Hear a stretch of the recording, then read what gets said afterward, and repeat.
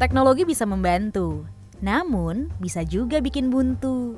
Sudah bukan rahasia umum kalau kebanyakan orang tua gaptek atau gagap teknologi. Hal ini bisa terjadi lantaran teknologi selalu berkembang sampai mereka tidak bisa membuntuti. Beda dengan generasi milenial yang dari lahir sudah disuguhi oleh berbagai macam teknologi canggih.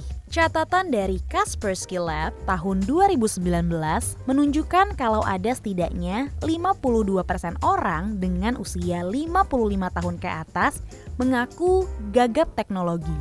Mereka buta istilah dan sering menjumpai kesulitan dalam mengoperasikan teknologinya. Setidaknya, 5 dari 10 orang tua mengalami kesulitan dalam mengakses teknologi. Selain itu, data literasi digital Indonesia juga masih tertinggal jauh. Dari data Global World Digital Competitiveness Index, Indonesia berada di urutan ke-56 dari 63 negara. Kesenjangan lintas generasi berkorelasi dengan literasi dan keterampilan penggunaan teknologi. Apalagi di saat pandemi menerjang, para orang tua terpaksa untuk beradaptasi dengan digital.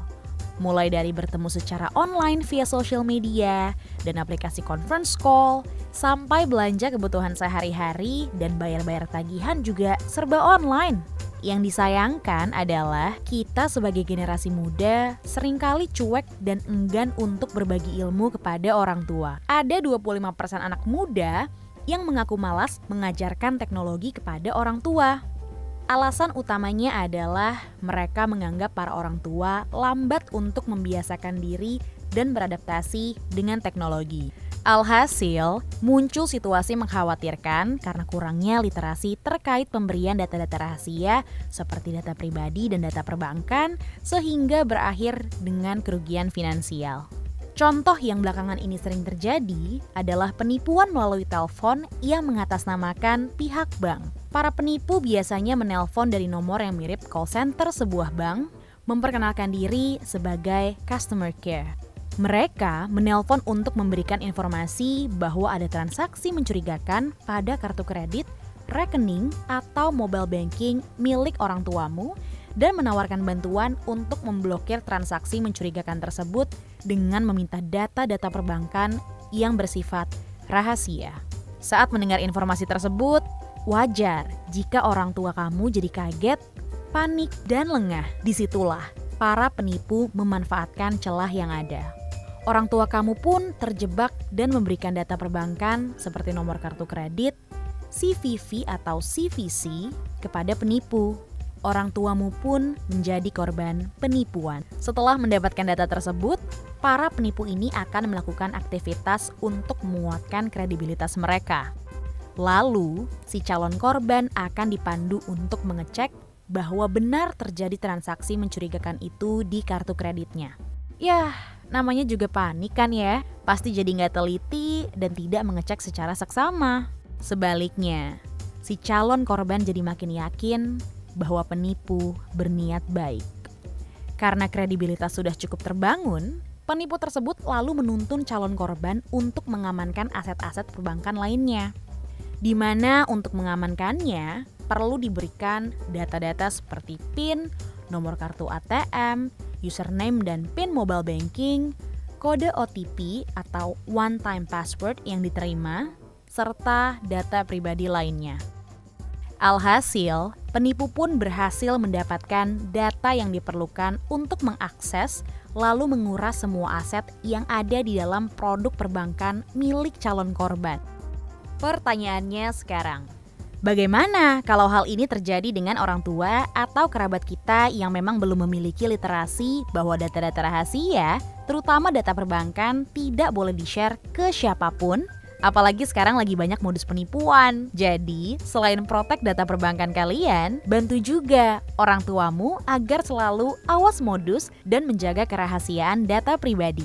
Karena itu, ada baiknya kita berikan literasi seperti 3 hal ini. Pertama, ingatkan untuk jangan pernah mengangkat telepon dari nomor mencurigakan meskipun terlihat mirip dengan nomor resmi call center. Serta pastikan nomornya tanpa ada embel-embel +62 atau 021. Kedua, Jika terlanjur mengangkat telepon dari nomor yang tidak dikenal, lalu diberitahu ada transaksi mencurigakan pada kartu kredit, rekening, atau mobile banking milik mereka, anjurkan untuk tetap tenang dan jangan panik. Jika kemudian meminta data-data perbankan, segera matikan telepon tersebut. Sekali lagi disampaikan, bank tidak pernah meminta data-data seperti PIN ATM, nomor kartu ATM, PIN mobile banking, CVV atau CVC, OTP, dan data pribadi lainnya. Ingat ya, datamu, rahasiamu. Ketiga, jika kamu menemukan aktivitas mencurigakan, apalagi ada pihak yang mengaku dari pihak BCA dan meminta nomor rekening atau nomor mengenai produk BCA yang kamu miliki, jangan ragu untuk segera menghubungi call center Bank BCA. Pihak BCA akan segera memeriksa apakah ada masalah pada nomor rekening kamu.